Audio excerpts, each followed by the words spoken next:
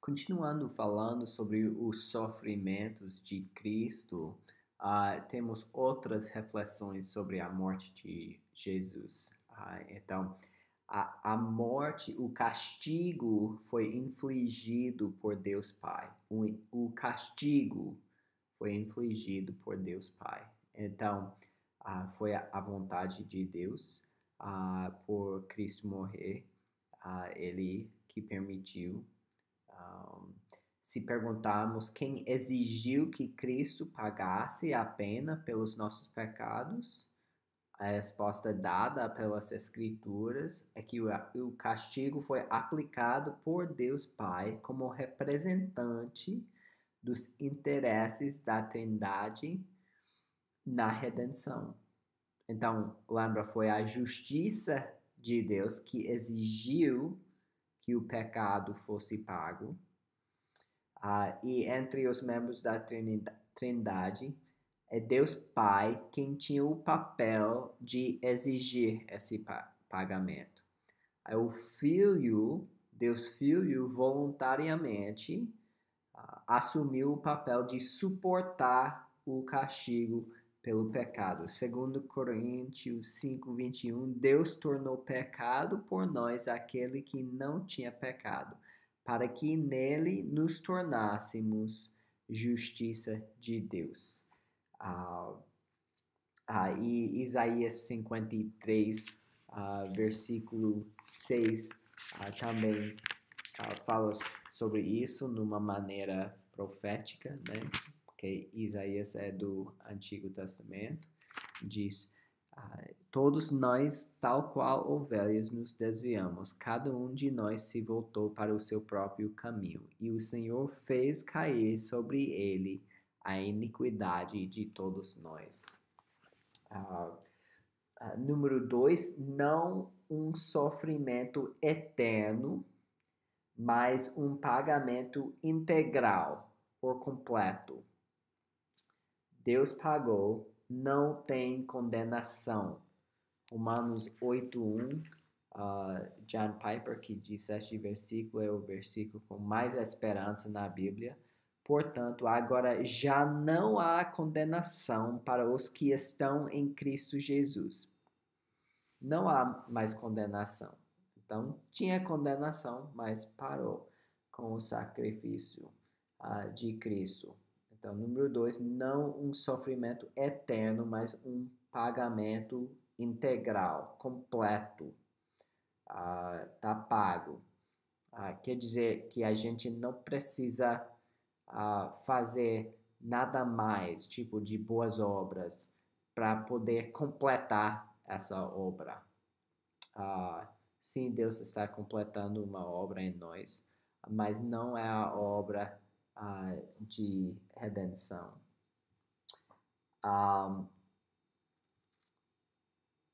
Número 3, o significado do sangue de Cristo, o sangue da vida e morte de Cristo. 1 Pedro 1:18. Mas pense sobre o Antigo Testamento e os sacrifícios, que foi importante. Tem Levítico, se não me engano 17:11, que diz: a vida está no sangue.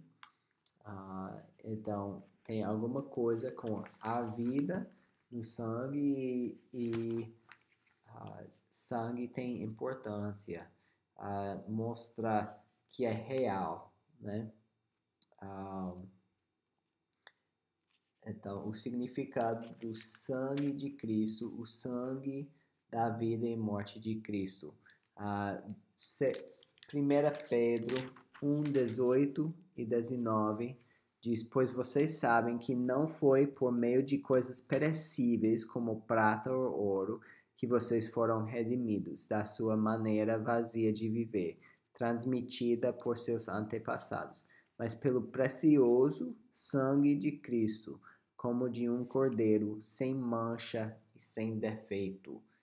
Lembra esses princípios também do Antigo Testamento. O cordeiro tinha que ser perfeito. Número 4, a morte de Cristo como substituição penal. Cumpriu nossa penalidade. Então, tem a ideia de substituição.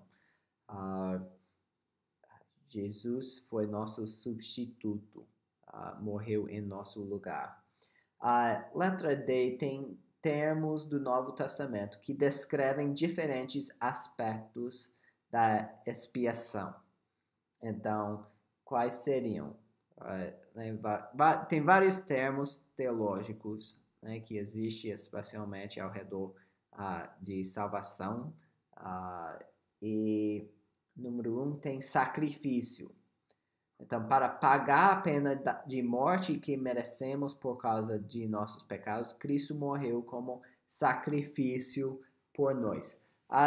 Basicamente, o que falei agora, né? Sobre essa ideia de morrer no lugar. Mas Hebreus 9, 26 diz: se assim fosse, Cristo precisaria sofrer muitas vezes desde o começo do mundo, mas agora ele apareceu uma vez por todas no fim dos tempos para aniquilar o pecado mediante o sacrifício de si mesmo. Então, sacrifício. Número 2, propiciação. Que palavra boa, né? Propiciação. O que significa isso? Então, tem a ver com substituição, é similar, mas é a ideia de tirar a ira. Então, para nos livrar da ira de Deus que merecemos, Cristo morreu como propiciação pelos nossos pecados. Então, existia uma ira contra o nosso pecado, mas Deus tirou essa ira. Essa é a ideia de propiciação, para tirar a ira. 1 João 4,10 diz: nisto consiste o amor, não em que nós tenhamos amado a Deus, mas em que Ele nos amou e enviou seu Filho como propiciação pelos nossos pecados. Então, a ideia de tirar a ira. Reconciliação, número 3, reconciliação. Para vencer a nossa separação de Deus, precisávamos de alguém que nos trouxesse de volta a comunhão com Deus. Então, a gente sabe, falou sobre isso, essa ideia com o pecado, que tem aquela separação. Então, precisamos de reconciliação. 2 Coríntios 5, 18 e 19, tudo isso provém de Deus que nos reconciliou consigo mesmo por meio de Cristo e nos deu o ministério da reconciliação. Ou seja, que Deus em Cristo estava reconciliando consigo o mundo, não levando em conta os pecados dos homens, e nos confiou a mensagem de reconciliação. Então, trazer de volta num relacionamento certo. Então, quebra o relacionamento, o pecado quebra o relacionamento, mas com salvação nós somos reconciliados. E 4, redenção. Nos salvar da escravidão do nosso pecado. Então, éramos pecadores, escravos ao nosso pecado, mas Ele nos redimiu. Comprou de volta, tem aquela ideia, é uma ideia de escravidão, um termo de escravidão. Marcos 10:45 diz, pois nem mesmo o Filho do Homem veio para ser servido, mas para servir e dar a sua vida em resgate por muitos. Então, Ele nos resgatou.